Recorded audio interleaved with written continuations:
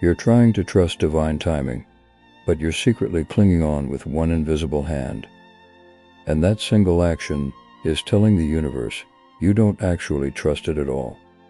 Here's how to truly let go. This book is not an accident. It found you for a reason. You are here because a part of you is tired of pushing, striving, and forcing outcomes that never quite materialize. You are ready for a different way. What you hold in your hands is an invitation to release the struggle and step into a flow of grace that has been waiting for you all along. Before we dive in, let me know in the comments where you're listening from and one sign or synchronicity you've noticed recently, something that feels like the universe is trying to guide you. It's inspiring to see people from all over the world noticing the same subtle nudges, working through similar challenges, and learning to trust divine timing. You can simply listen and let the words flow through you, or read along with the text on screen for a deeper, more focused experience. Let's begin. Have you ever tried to push a river? Think about that for a moment. Imagine standing knee-deep in a powerful, flowing current. The water has a destination, a natural pace, a timeless rhythm all its own. Now, imagine you are in a hurry. You want the river to move faster, or to change its course to better suit your immediate desires. So, you begin to push against the water with all your might. You strain your muscles, you sweat, you expend every ounce of your energy trying to force the current to obey your will. What happens? The river pays you no mind. It continues to flow, indifferent to your struggle. You, however, become exhausted, frustrated, and defeated. You are left standing in the water, aching and weary, with nothing to show for your efforts but sore arms and a profound sense of powerlessness.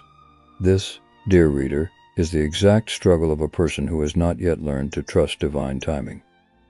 This is the agony of forcing. For most of his life, a person finds himself pushing his river. He pushes for promotions, for relationships, for recognition, for healing. He believes that if he does not force it, it will never happen. He lives under the constant, heavy weight of believing he is the sole author of his destiny, and that if he relaxes for even a moment, the entire story will fall apart. But here is a secret the universe has been waiting to whisper to you. You are not the source of the river. You are a vessel designed to float gracefully upon it. Your struggle does not speed up your journey. It only makes you tired. The moment you stop pushing, the moment you lift your hands from the water and simply allow yourself to be carried, is the moment your life truly begins to move. This book is about learning to lift your hands. It is a journey from exhaustion to ease, from anxiety to peace, from forcing to allowing. It is a guide to understanding that there is an intelligent, benevolent rhythm to the universe, a rhythm often called divine timing. This is not a passive resignation, but an active, powerful trust. It is the difference between a leaf tossed in a storm and a skilled sailor who adjusts his sails to the wind, knowing the very same wind that challenges him is also the force that will carry him home. You have been chosen to receive this message because you are ready. You would not feel this yearning in your heart if you were not prepared to answer its call. The fatigue you feel is not a sign of failure. It is a sign that your old way of navigating the world is no longer serving you. It is the signal that a new, more graceful, and profoundly more effective way is ready to be revealed. So, take a deep breath.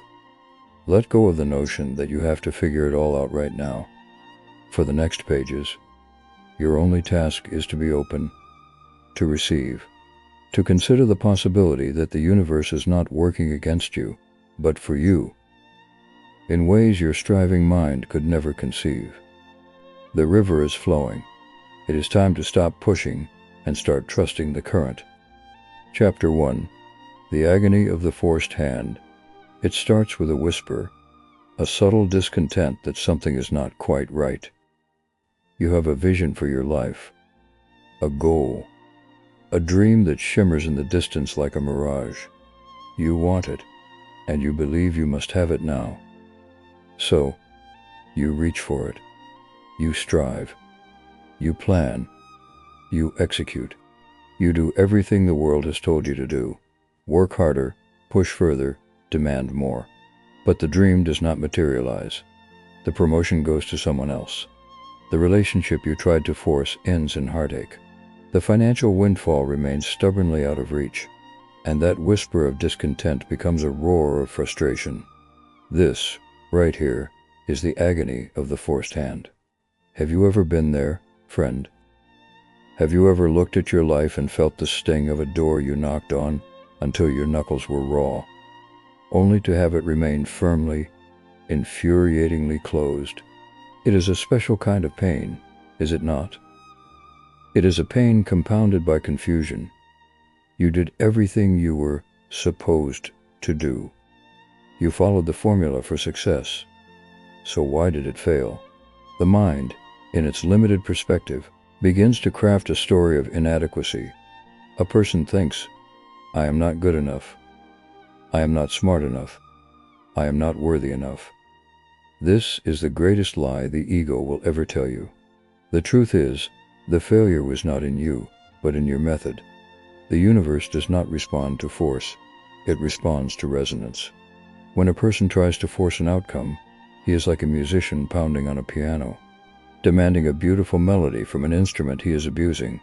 The beautiful music he seeks can only come from a place of harmony, of understanding the notes, and of playing in tune with the instrument itself. Forcing is a form of spiritual dissonance. It is you, out of tune with the natural rhythm of your own life. Think about a time you tried to make someone love you. You contorted yourself. You became who you thought they wanted. You sacrificed your own needs. Did it work? Perhaps for a short while, but the foundation was built on sand, and eventually the entire structure collapsed. Now, think of a relationship that came easily, where you felt completely yourself. That relationship likely flowed. It was not without its challenges, but it did not require the same exhausting, constant effort of pushing. This is the difference between forcing and allowing. You must understand this.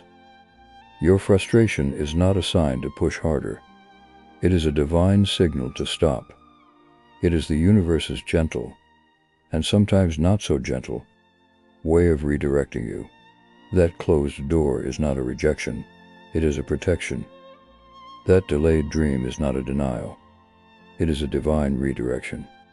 The agony you feel is the pain of your own will, clashing against a greater, wiser will. And the moment you stop clashing, the moment you release your grip, the agony begins to subside, replaced by a curious, quiet peace. This is your first step. To acknowledge the pain of forcing, to honor the exhaustion, to see your past struggles not as failures, but as necessary lessons, teaching you what not to do. You are being invited to lay down your weapons in a war you were never meant to fight. The struggle ends now. The trust begins here. Chapter 2. The Illusion of Control and the Freedom of Release. The human mind is a magnificent instrument. It solves problems, creates art, and builds civilizations. But it has one profound limitation. It believes it is in control. It crafts elaborate blueprints for how life should unfold, and then clings to them as if they were sacred texts. It creates the illusion that if we can just think enough, plan enough, and worry enough, we can engineer a safe, predictable, and optimal path through the unpredictable wilderness of existence. This, my friend, is the grandest illusion of all. And it is this illusion that is the source of most of our suffering. Let me ask you a direct question. When was the last time you truly, completely controlled an outcome? Think about it. You can plant a seed, but can you control the sun and the rain that make it grow? You can prepare for a job interview, but can you control the thoughts and biases of the person on the other side of the table? You can set a goal, but can you control the myriad of unseen events? A chance meeting, a global event, A sudden inspiration that might alter your entire course? A person comes to see that his control is, and always has been, a very local phenomenon. He controls his efforts, his attitudes, his actions, but he does not control the results. The results are governed by a much larger system, the system of divine timing. Holding onto the illusion of control is like gripping a handful of sand. The tighter you close your fist, the more sand slips through your fingers. You are left with nothing but the strain in your hand and a few scattered grains. But when you gently open your palm, the sand rests there peacefully. You have not lost it. In fact, you can now see it, appreciate it, and use it. This is the freedom of release. To release control is not to become passive or apathetic. This is a critical distinction. It is not about giving up on your dreams. It is about giving up your attachment to the specific, narrow way you believe those dreams must come true. It is the shift from being the rigid, demanding architect of your life to becoming the wise, receptive co-creator with the universe. You set the intention. You take the inspired actions, but you release your death grip on the blueprint. You allow for a design more beautiful, more spacious, and more wondrous than your limited imagination could have ever drafted. Consider the eagle. The eagle does not spend its energy flapping its wings against a headwind, trying to force its way forward. It simply adjusts its wings and uses the very wind that opposes it to soar to greater heights. The eagle controls its direction, but it releases control over the wind. It uses the force that is present, trusting it to become the vehicle for its ascent. This is the model for you. Your freedom is waiting for you on the other side of that release. The freedom from constant anxiety, the freedom from the crushing weight of responsibility for orchestrating every single detail, the freedom to be surprised, to be delighted, to be guided. When a person lets go of the wheel he was never meant to hold alone, he discovers there is a divine driver who knows the road far better than he does. His journey becomes not a stressful, white-knuckled road trip, but a guided tour through the wonders of his own destiny. Let go of the wheel. Feel the relief. Your journey is just beginning. Chapter 3. What is divine timing? Beyond clocks and calendars. If we are to trust divine timing, we must first understand what it is. And this requires us to step outside the only framework for time we have ever known: the man-made, linear, and relentless ticking of the clock. Divine timing does not operate on a spreadsheet or a calendar alert. It is not concerned with your 5-year plan. It is the rhythm of the cosmos itself, an intelligent, organic, and perfectly orchestrated unfolding that is always working for your highest good, even when it feels like it is working against your immediate desires. Think of a master weaver at a colossal loom. You are a single thread in a magnificent, infinite tapestry. From your limited perspective, you can only see the few inches of thread directly around you. You might feel tugged this way, pulled that way, passed under dark threads and over bright ones.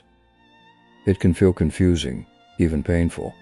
You might wonder why you are not already over there, in that beautiful, sunny section of the pattern you can glimpse in the distance. You try to move yourself, to force your way to that spot. But all you succeed in doing is creating a knot, a tangle that disrupts the pattern and causes you more discomfort. The master weaver, however, sees the entire tapestry. He knows the purpose of every single thread. He knows that the dark thread you are under right now is essential for providing depth and contrast to the brilliant highlight that is coming.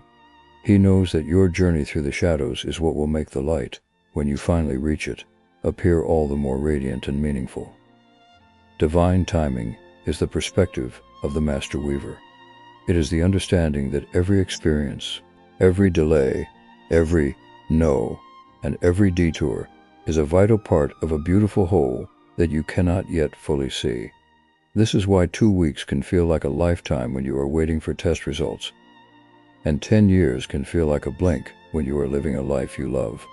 Divine timing is psychological and spiritual, not just chronological.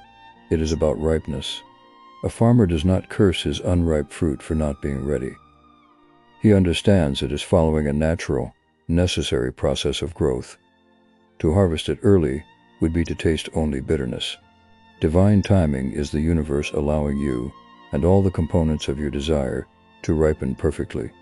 So when your dream is delayed, I want you to consider a new thought. Instead of, I am being denied, try on this belief. I am being ripened. The situation is being ripened. The perfect components are still assembling themselves. Perhaps the job you did not get would have kept you from meeting the mentor you are destined to meet next month.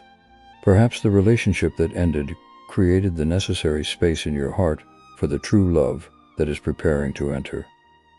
You do not know the master plan, but you can trust the master planner.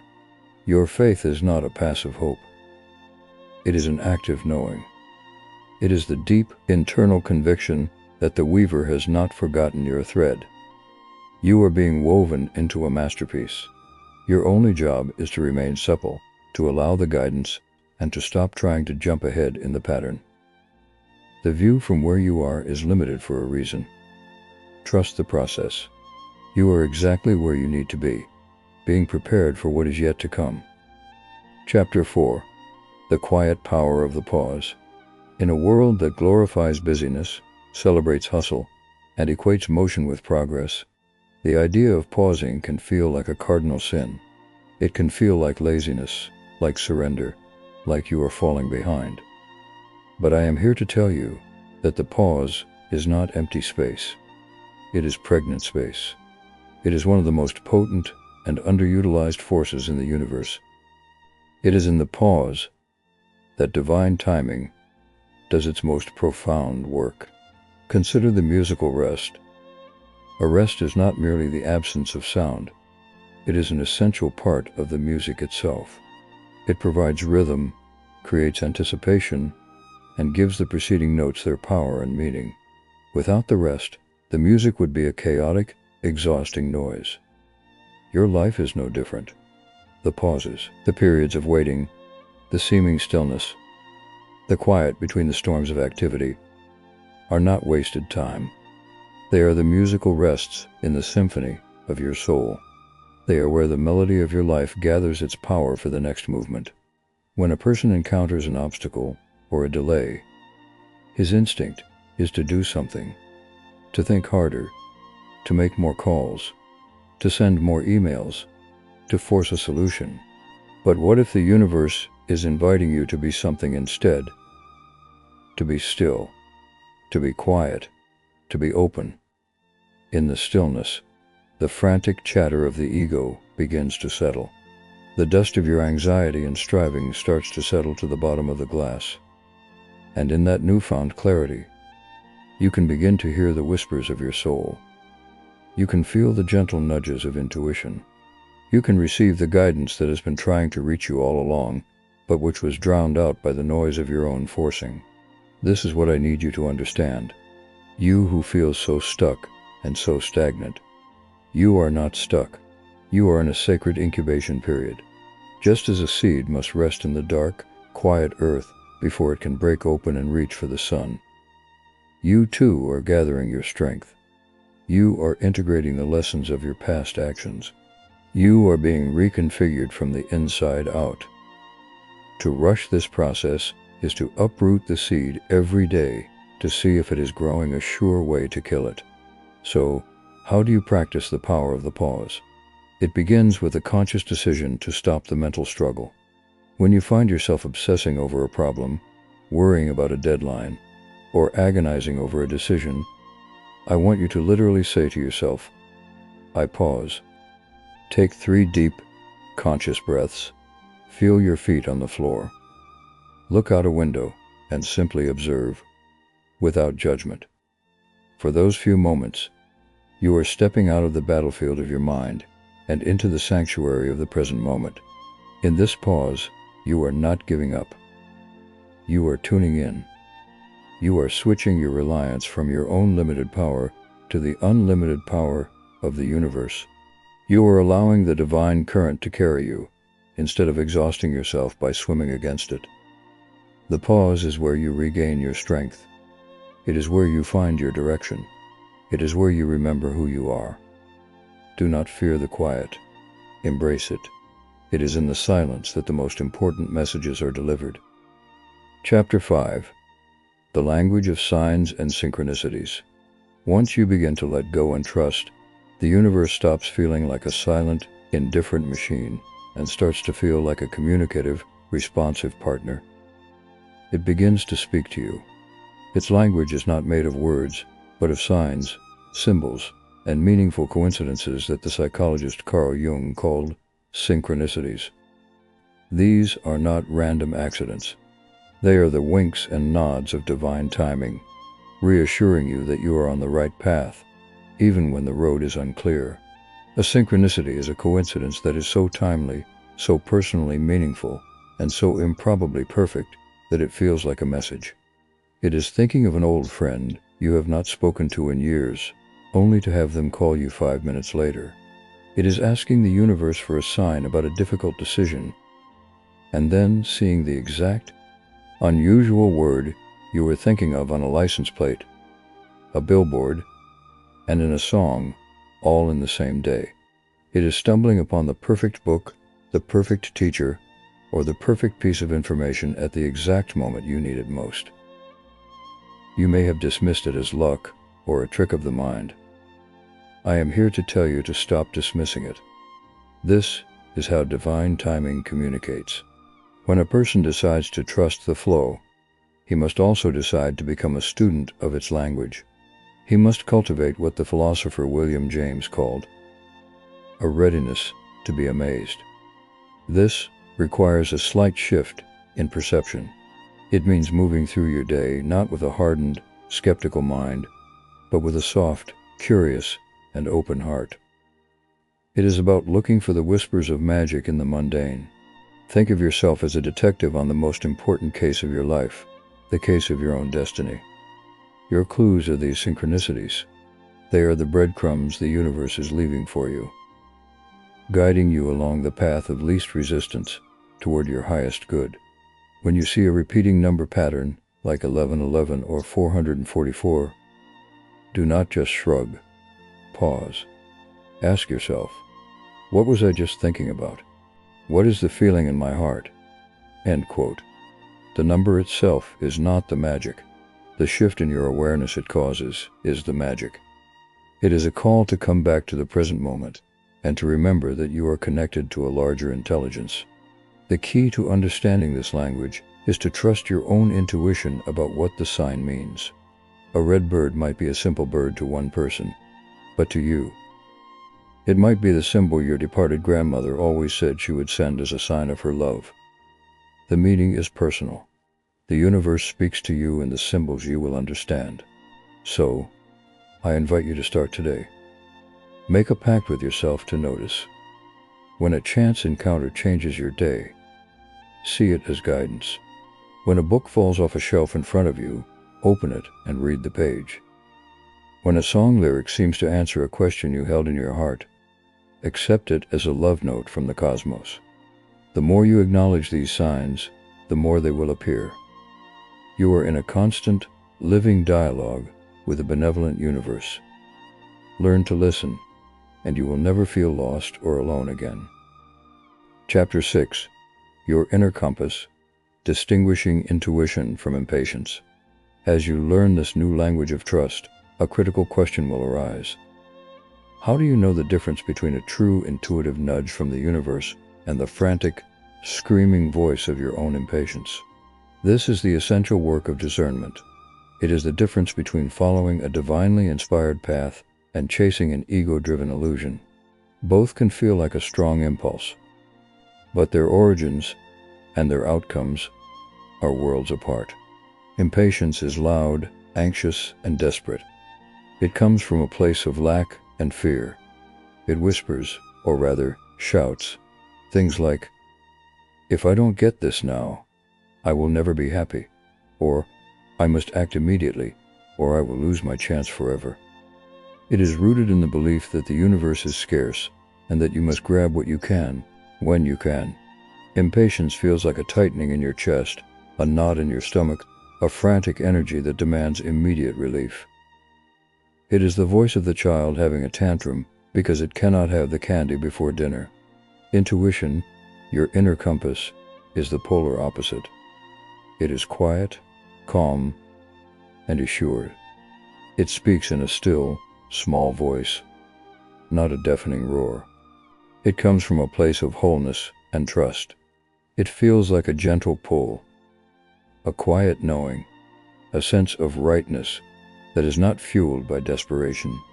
It is the voice that says, "Turn down this street," or "Call this person," or "Wait a little longer." There is no anxiety attached to it. It feels like a deep, internal exhale. It is the voice of the wise parent who knows that dinner is nourishing and that the candy can wait. You must become a connoisseur of your own inner state. The next time you feel a strong impulse to act, I want you to pause there is that powerful word again and check in with your body. Where do you feel this impulse? Is it a tight, hot, frantic feeling in your head and chest? That is impatience. Is it a soft, warm, expansive feeling in your heart and gut? That is intuition. Impatience feels like being pushed from behind. Intuition feels like being drawn forward from a place of magnetic attraction. Let us take a practical example. Imagine you are desperate to buy a house. You have been looking for months with no success. Suddenly, you find one. It is okay, but it does not feel like home. It feels like a compromise. Your impatience screams, "Take it. It is good enough. Who knows when the next one will come?" This is the voice of fear. Your intuition, however, is silent. Or it whispers a gentle, "No, this is not the one." It offers no frantic justification, only a calm certainty. To follow impatience is to buy a house you will likely regret. To follow intuition is to trust that the right home, the one that does feel like a resounding yes, is still coming, perfectly timed for your arrival. Your inner compass is your most trusted guide in the journey of divine timing. It will never lead you astray. But you must learn to quiet the noise of your impatience to hear its gentle direction. Spend time in silence each day. Meditate. Walk in nature. Do whatever it takes to lower the volume of the outside world and the frantic ego. The more you do this, the clearer the signal of your intuition will become. It is your direct hotline to the divine plan. Trust it. It knows the way. Chapter 7. The Alchemy of Action. Inspired versus forced.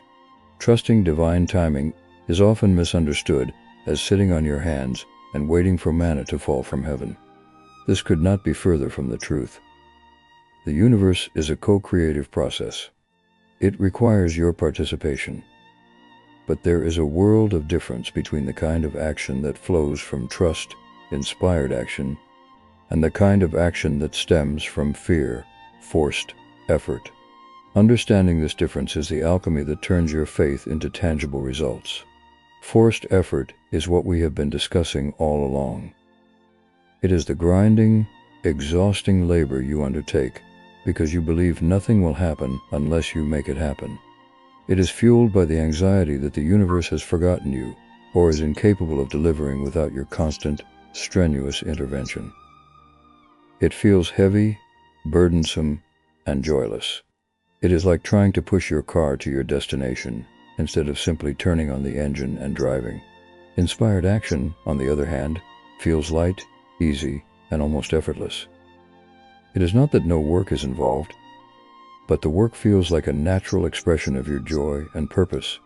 It is the action that comes to you as a sudden download of inspiration, a brilliant idea in the shower, a compelling urge to reach out to someone, or a clear next step that appears in your mind after a period of quiet trust.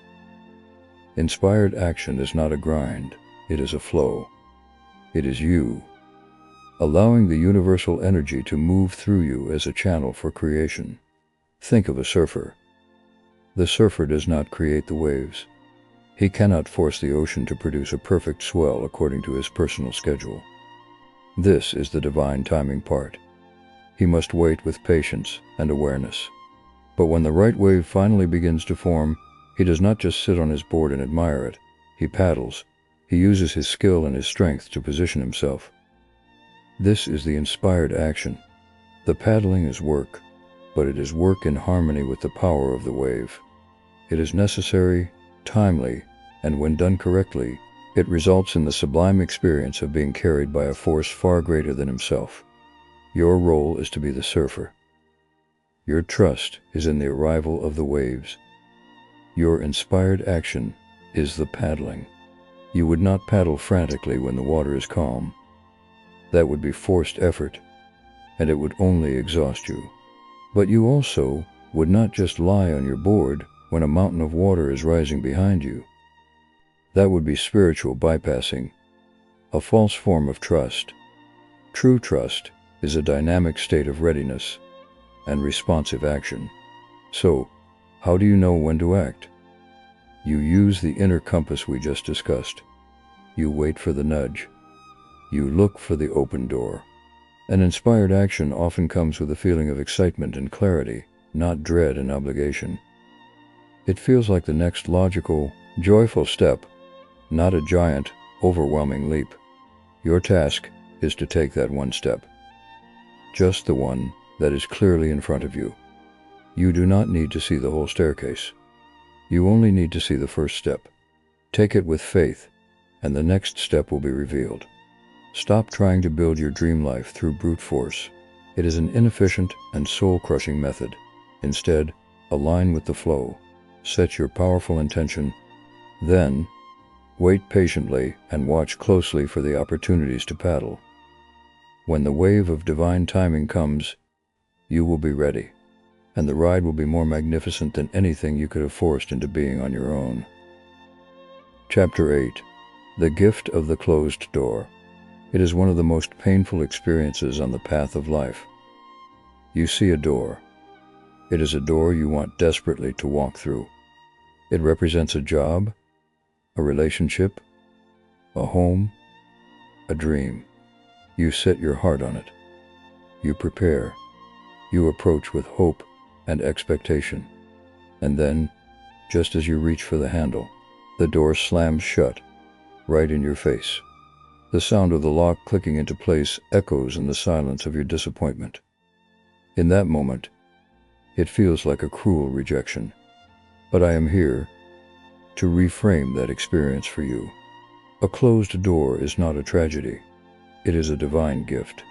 The human mind, in its limited scope, can only see the one door it is focused on. It cannot see the long, treacherous corridor that might lie behind it. It cannot see the dead end, the toxic environment, or the soul-crushing compromise that door would have led to.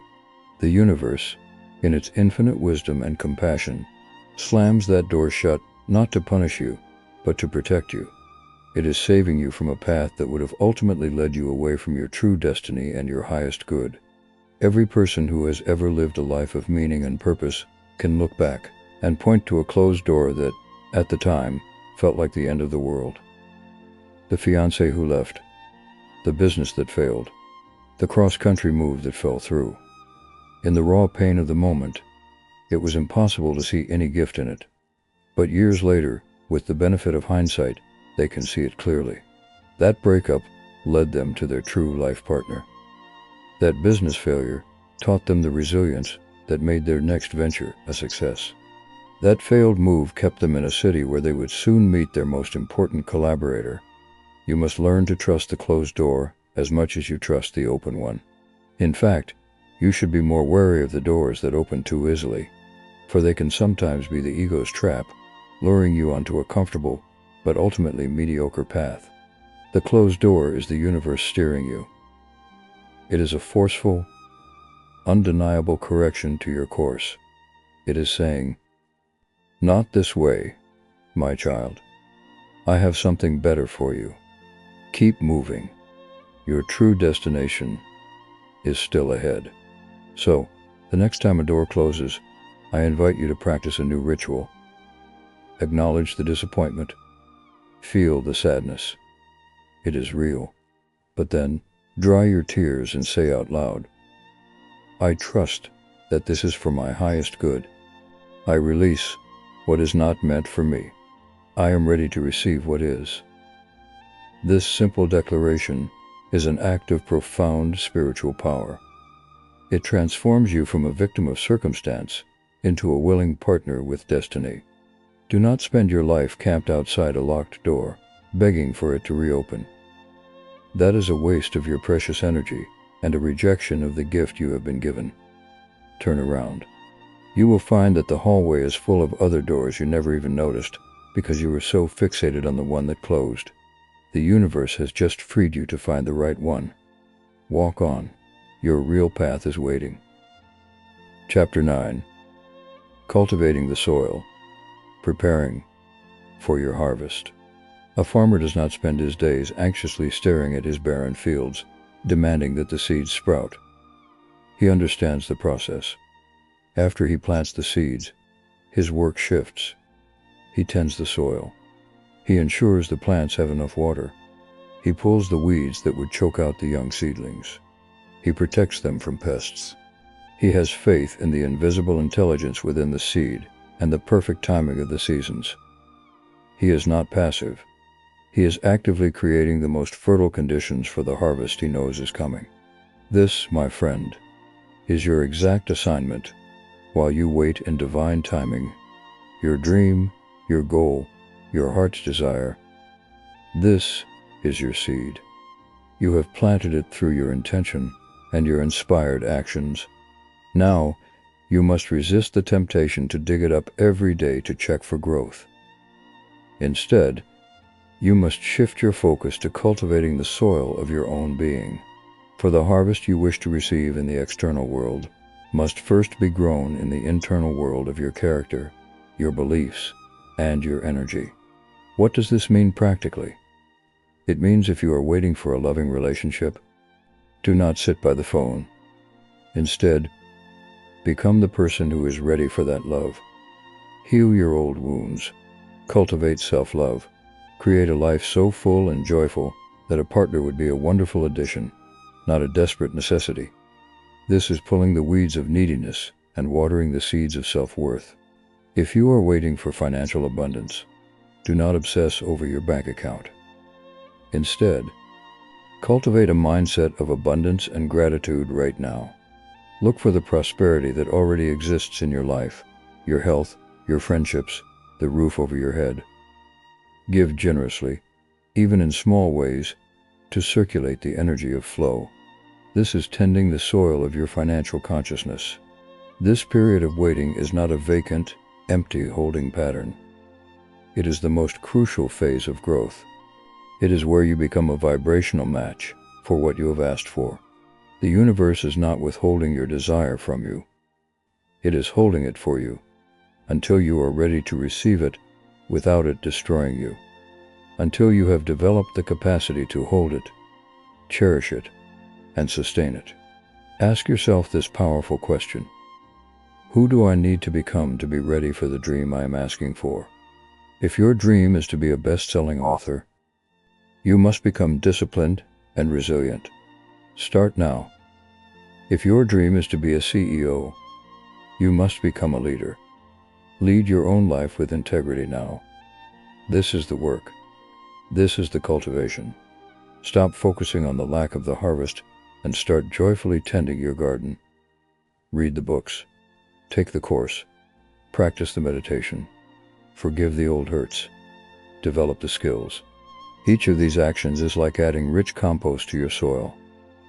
It may feel like it has nothing to do with your specific goal, but it has everything to do with it.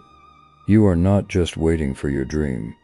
You are actively preparing to become the person who can live that dream beautifully and gracefully. When you are that person, the harvest will not just come, it will feel inevitable. Chapter 10. The Symphony of Surrender. Living in the Flow. We have journeyed together to this final, culminating point. We have explored the exhaustion of forcing, the freedom of release, and the quiet practice of trust. Now, we arrive at the destination, which is not a place, but a state of being. It is the state of living in the flow. This is where the struggle ends, and the symphony begins. For when a person fully surrenders to divine timing, his life ceases to be a disjointed series of problems to be solved and transforms into a cohesive, beautiful symphony, with every note the high and the low, the fast and the slow, playing its perfect part in a magnificent whole. Surrender is the ultimate act of strength and intelligence. It is not waving a white flag in defeat. It is laying down the heavy armor of your own will so you can finally move with grace and agility. It is the conscious and joyful decision to align your personal rhythm with the grand, cosmic rhythm. Imagine a single violin trying to play its own tune over a full orchestra. It creates dissonance and chaos. But when that same violin listens to the conductor and plays its part in harmony with the whole, it contributes to something breathtakingly beautiful. Surrender is you, choosing to listen to the conductor. A person living in the flow does not cease to have desires or to take action. He simply holds his desires with an open hand. He sets his goals, but he releases his attachment to the specific form and timing of the outcome. He understands that the universe has a wider perspective and a more creative palette than he does. He takes inspired action, but he does not cling to the results. He does his part, and then he trusts the universal intelligence to do its part. This creates a life of profound peace, punctuated by bursts of joyful creativity and deep gratitude. You will know you are living in the flow by the signs. Synchronicities become a regular part of your life. The right people and resources appear at the right time. You feel a sense of being guided and supported. Challenges still arise, but they no longer devastate you, because you meet them with the unshakable faith that they, too, are part of the symphony, providing the necessary contrast and tension that make the resolution so sweet. Your life becomes less of a battle and more of a dance. So, how do you step into this flow and stay there? It is a daily practice, a moment-by-moment choice. It begins each morning with a simple affirmation. Today, I align with the divine flow. I will do my part, and I will trust the universe with the rest. I am open and receptive to the miracles and guidance that are on their way to me right now. Then, you move through your day, holding that intention. When impatience arises, you pause. When a door closes, you give thanks for the protection. When inspiration strikes, you take the step. When a sign appears, you acknowledge it with gratitude. You are now equipped with this profound understanding. You are being invited to let go of the oars and raise your sail. The wind of divine timing is always blowing. It has been there all along. Your trust is the sail. When you raise it, you will find yourself moving with an ease and a speed that will astonish you. The river was always flowing to the ocean. Your struggle was the only thing ever in the way. Let go. Trust the current. Your magnificent journey home has already begun.